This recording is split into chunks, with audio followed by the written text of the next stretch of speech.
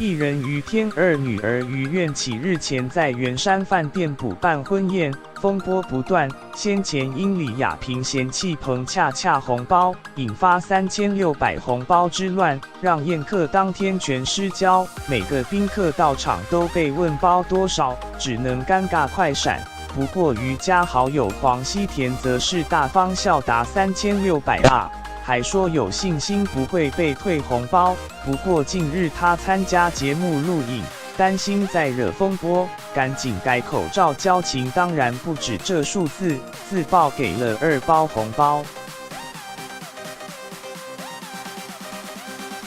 黄西田和于天已有50年交情，在婚宴当天被问到礼金包多少，他大方笑答3600。由于先前彭恰恰才被退红包，事件闹得沸沸扬扬，被问到不怕被退红包吗？他也有信心回不会啦。据苹果日报报道，近日他参加节目录影，坦言我们家是包2包，因和于天的私交，加上女儿黄漏瑶和于愿起很熟，另有私交，所以他自己又再包1包，至于金额他则不愿透露。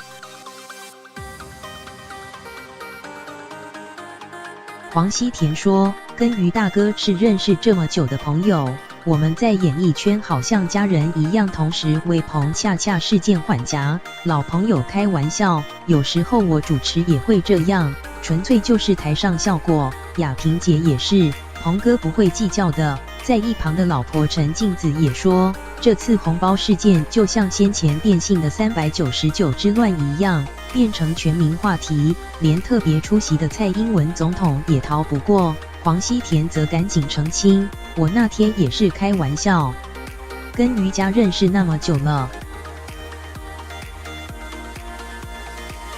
要大家笑笑就好，别放在心上。